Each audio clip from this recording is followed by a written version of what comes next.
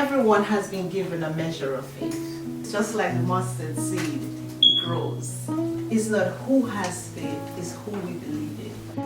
God, I need you to show me a sign, because I feel in my spirit it is manifestation time. Yeah. I was waiting outside the hospital. My 22-year-old brother was in surgery. They did all that they could. From then, it was just me and God. Oh, Jesus.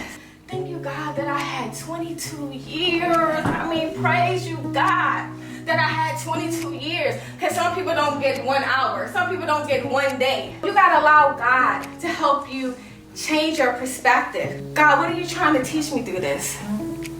My son was diagnosed with terminal brain cancer and given 6 months to live. I wasn't given Christopher for 4 years for no reason. What I ended up doing was starting a foundation in honor of my son called Christopher's Village, Inc.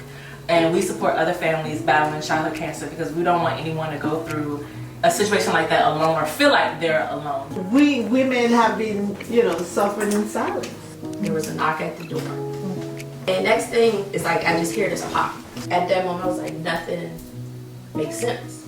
I blame myself. Maybe you should have opened that door. Maybe you should have been the one to open the door, not him. When you realize that God loves you even if nobody loves you, yes, you might be fearful. Yes, fear.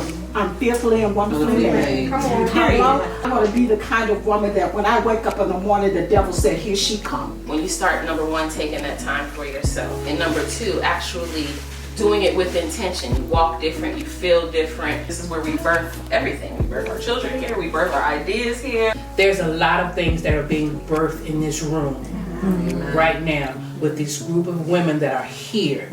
I think sometimes we don't take time to appreciate God, appreciate the moment, and appreciate people. I am moving in the right direction with my faith walk and surrounding myself with like-minded people. I am not alone. So many stories I've heard today really resonated with me. We all have a journey that we've all been on, and it's not been easy. I learned that I'm not alone and that I have to listen to God's voice. Sometimes in life we beat ourselves up and God is just always reminding me it's not your time and it's my time. You can't focus on anything else. Keep your eyes right on me. Amen. Amen. Stop saying why and say, God, what? When God closes a door, he'll open another one. Amen. You be still waiting for him to give clear direction. And it might just be one step at a time. There's something in your life that should not be taken away from this place. You need to leave them.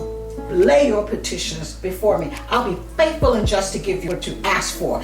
If it is in his will, God has to be first in order for us to move in the trajectory that he has designed for us. Say thank you, oh God, because of the things that you have shown us that we need to cast into the fire to be destroyed, oh God. God is faithful to give you that which you've asked for. God is faithful to see you through. Read the word of God. Nurture yourself in it so that you will know the promises of God.